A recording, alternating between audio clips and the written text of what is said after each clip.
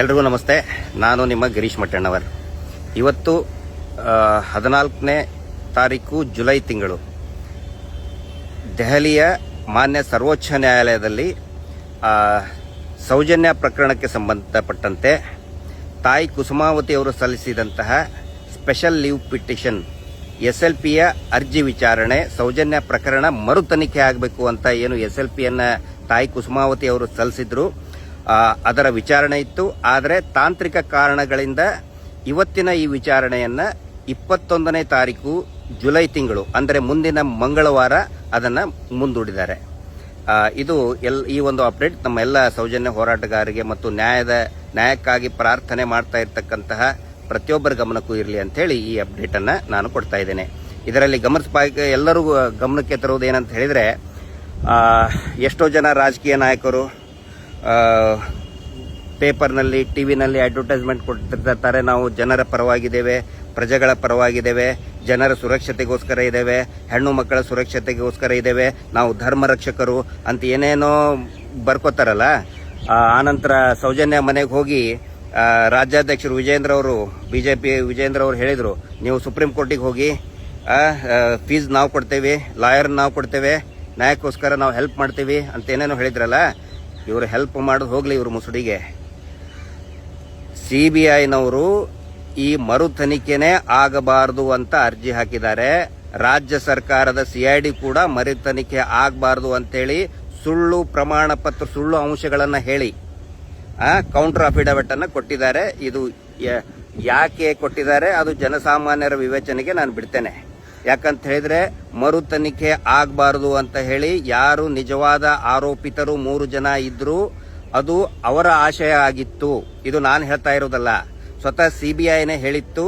ತನಿಖೆ ಮಾಡುವಂತ ಸಂದರ್ಭದಲ್ಲಿ ಇದರಲ್ಲಿ ಸಂತೋಷ್ ರಾವ್ ಇಲ್ಲ, ಇನ್ನೂ 3-4 ಜನ ಇದ್ದಾರೆ, ಅವರ ತನಿಖೆಗೆ ಅವಕಾಶ ಮಾಡಿಕೊಡಿ ಅಂತೇಳಿ ಸ್ವತಃ CBIನೇ ವಿಶೇಷ ನ್ಯಾಯಾಲಯಕ್ಕೆ ಹೇಳಿತ್ತು. ವಿಶೇಷ ನ್ಯಾಯಾಲಯನೂ ಕೂಡ ಅದನ್ನು ಆದೇಶ ಮಾಡಿತ್ತು. ಆದರೆ ಅದನ್ನು ಪ್ರಶ್ನಿಸಿ ನಿಜವಾದ ಆರೋಪಿತರು ಯಾರಿದ್ದಾರೆ ಅದರಲ್ಲಿ ಉಲ್ಲೇಖ ಮಾಡಿದ್ದು, CBI ಅವರು ಉಲ್ಲೇಖ ಮಾಡಿದ್ದು ಉದಯ್ ಜೈನ್, ಮಲ್ಲಿಕ್ ಜೈನ್, ಧೀರಜ್ ಕೆಲ್ಲಾ 3 ಜನರ ಹೆಸರನ್ನ ಉಲ್ಲೇಖ ಮಾಡಿತ್ತು. ಆದರೆ ಇವತ್ತು ಅದೇ CBI ತನಿಖೆ ಮಾಡುವುದು ಬೇಡ, ಕೆಲವೊಂದಿಷ್ಟು ಪಾಯಿಂಟ್ಗಳನ್ನು ನೋಡಿದರೆ ನಗೆಪಾಟ್ಲಿ ಆಗುತ್ತೆ, ಆಶ್ಚರ್ಯ ಅನಿಸುತ್ತೆ, ಆಘಾತ ಆಗುತ್ತೆ. CBI ಬರೆಯುತ್ತೆ ಮರು ತನಿಖೆ ಮಾಡಿರೋದಕ್ಕೆ ಸ್ಟಾಫ್ ಕೊರತೆ ಆಗುತ್ತೆ, ಬಜೆಟ್ ಇಲ್ಲ ಅನ್ನುವಂತಹ ಬಹಳ ಅಸಹ್ಯಕರವಾದಂತಹ ಪಾಯಿಂಟ್ಗಳನ್ನ ಹಾಕಿ ಮರು ತನಿಖೆ ಮಾಡಬಾರದು ಅಂತೇಳಿ ಅನೇಕ ಸುಳ್ಳು ಮಾಹಿತಿಗಳನ್ನ CBIನೂ ಕೂಡ ಕೊಟ್ಟಿದೆ, ಕೇಂದ್ರ ಸರ್ಕಾರದ್ದು, ರಾಜ್ಯ ಸರ್ಕಾರದ CIDನೂ ಕೂಡ ಕೊಟ್ಟಿದೆ.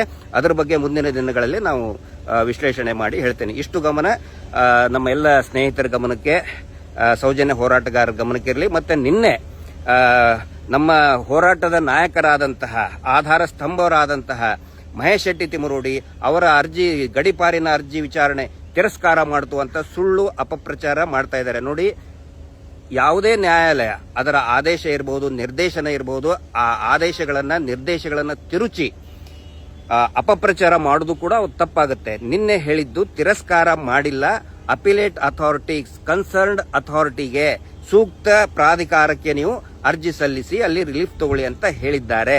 ಅದನ್ನ ತಿರಸ್ಕಾರ ಮಾಡಿಬಿಡ್ತು ಅಂತ ಹೇಳಿ ಆನಂತರ SIT ತನಿಖೆಗೂ ಮತ್ತು ಮಹೇಶ್ ಶೆಟ್ಟಿ ತಿಮರೋಡಿ ಅವರ ಗಡಿಪಾರಕ್ಕೆ ಲಿಂಕ್ ಮಾಡಕ್ ನೋಡ್ತಾ ಇದ್ದಾರೆ. ನಾನು ಎಲ್ಲರ ಗಮನಕ್ಕೆ ನಾನು ತರ್ತಾ ಇದ್ದೀನಿ, ಮಹೇಶ್ ಶೆಟ್ಟಿ ತಿಮರೋಡಿ ಅವರ ಗಡಿಪಾರು ಅವರು ಉಲ್ಲೇಖ ಮಾಡಿದ್ದು 2012ಕ್ಕಿಂತ ಮುಂಚೆ ಮಹೇಶ್ ಶೆಟ್ಟಿ ತಿಮರೋಡಿ ಅವರ ಮೇಲೆ ಏನು ಕೇಸ್ಗಳಾಗಿದ್ದು, ಅಂದ್ರೆ ಸೌಜನ್ಯ ಪ್ರಕರಣಕ್ಕಿಂತ ಮುಂಚೆ ಏನು ಅವರ ಮೇಲೆ ಪ್ರಕರಣ ದಾಖಲಾಗಿತ್ತು, ಅದರ ಆಧಾರದ ಮೇಲೆ ಇವರು ಒಂದು ಒತ್ತಡ ತಂದು ಗಡಿಪಾರು ಆದೇಶವನ್ನ ಮಾಡಿದ್ದಾರೆ. ಆದರೆ ಸೌಜನ್ಯ ಪ್ರಕರಣಕ್ಕೂ ಆಗಲಿ, SIT ತನಿಖೆಗಾಗಲಿ ಮಹೇಶ್ ಶೆಟ್ಟಿ ತಿಮರೋಡಿ ಅವರ ಗಡಿಪಾರಿಗೆ ಯಾವುದೇ ಸಂಬಂಧವೂ ಕೂಡ ಇಲ್ಲ. ಇದು ಸಾರ್ವಜನಿಕರಿಗೆ ಭೀತಿ ಮೂಡಿಸುವಂತಹ ಮತ್ತು ಹೋರಾಟಗಾರರಿಗೆ ಭೀತಿ ಮೂಡಿಸುವಂತಹ ಒಂದು ಷಡ್ಯಂತ್ರ ಆಗಿದೆ. ಮಾನ್ಯ ಸುಪ್ರೀಂ ಕೋರ್ಟ್ ತಿರಸ್ಕಾರ ಮಾಡಿಲ್ಲ, ಸೂಕ್ತ ಪ್ರಾಧಿಕಾರಕ್ಕೆ ಹೋಗಿ ಅಂತ ಹೇಳಿದ್ದಾರೆ. ಇಷ್ಟು ಒಂದು ಮಾಹಿತಿ ತಮ್ಮೆಲ್ಲರ ಗಮನಕ್ಕೆ ಇರಲಿ ಅಂತ ಹೇಳಿ, ಮುಂದಿನ ಮಂಗಳವಾರ ಮತ್ತೆ ಸೌಜನ್ಯ ಪ್ರಕರಣದ ಮರು ತನಿಖೆಯ ವಿಚಾರಣೆ ಇದೆ. ತಮ್ಮೆಲ್ಲರ ಆಶೀರ್ವಾದ, ಶುಭ ಹಾರೈಕೆ, ಪ್ರಾರ್ಥನೆ ಇರಲಿ. Justice for Soujanya. ನಮಸ್ತೆ.